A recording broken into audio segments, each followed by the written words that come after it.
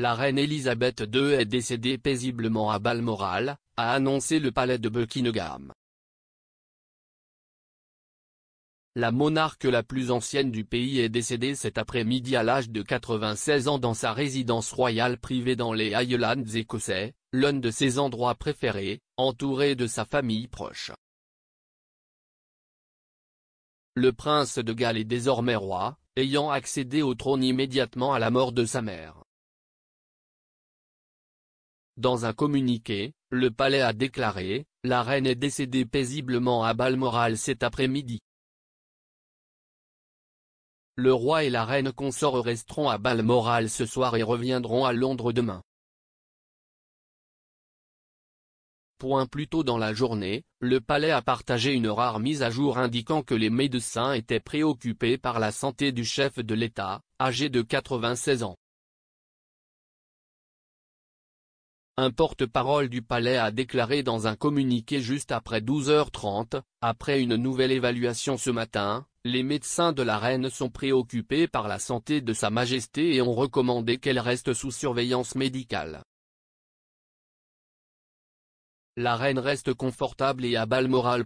Le prince Charles, la duchesse de Cornouailles, le prince William, la princesse Anne, le prince Andrew, le prince Édouard et la comtesse de Wessex se sont tous rendus aux côtés de la reine dans sa résidence royale privée dans les Highlands écossais. Le prince Harry, qui est actuellement au Royaume-Uni avec Meghan Markle dans le cadre d'une mini-tournée européenne, s'est également rendu à Balmoral pour être avec sa grand-mère tandis que la duchesse est restée à Londres. Meghan avait prévu d'accompagner Harry en Écosse, mais il y a eu un changement de plan.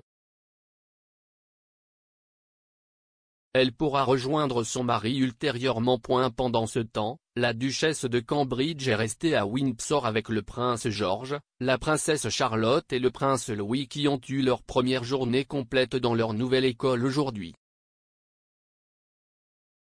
Un avion de la RAF a atterri à Aberdeen juste avant 16h transportant le duc de Cambridge, le duc d'York et les Wessex.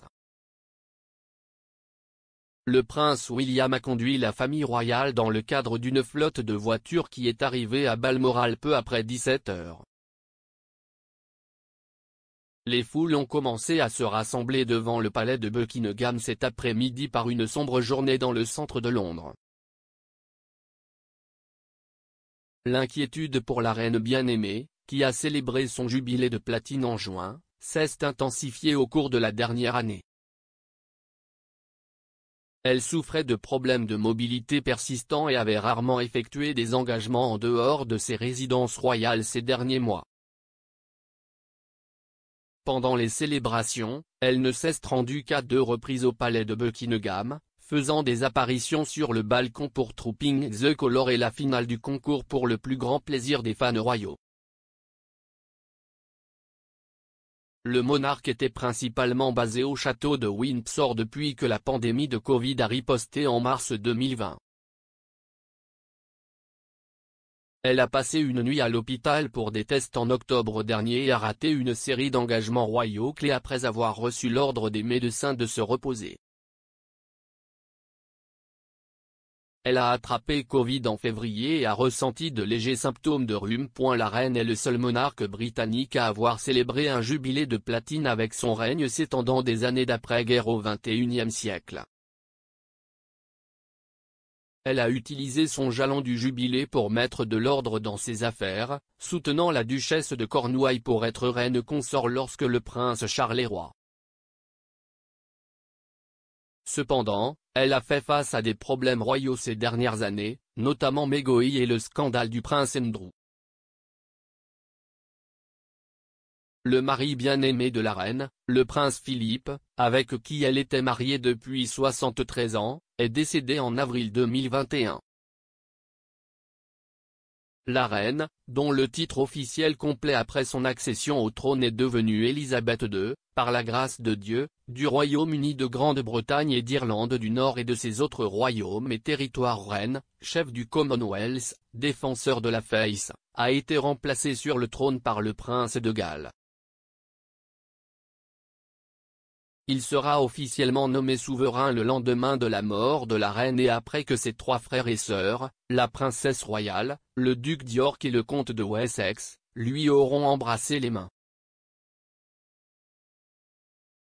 La reine laisse derrière elle ses 4 enfants Charles, Anne, Andrew et Edward. Elle laisse également dans le deuil 8 petits-enfants et 12 arrière-petits-enfants. Les hommages ont déjà commencé à affluer après que l'annonce de la mort de la reine a été partagée. La reine a dirigé le Royaume-Uni et 14 autres pays en tant que chef d'État. Elle a également été à la tête du Commonwealth, l'association de 54 membres qui abrite 2,4 milliards de personnes et fondée en 1931. Depuis son accession au trône à la suite du décès de son père bien-aimé, le roi George VI, le 6 février 1952, la reine a nommé 15 premiers ministres et a vu élire 13 présidents américains.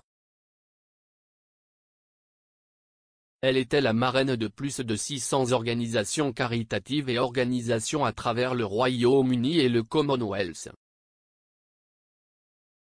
Au plus fort de la pandémie de coronavirus, la reine a adopté la technologie en effectuant des engagements par appel vidéo. La reine n'est pas née héritière directe du trône, car son père était le 2e fils du roi George V, mais son oncle, le roi Édouard VIII, a abdiqué en 1936 pour épouser la mondaine américaine Holly Simpson.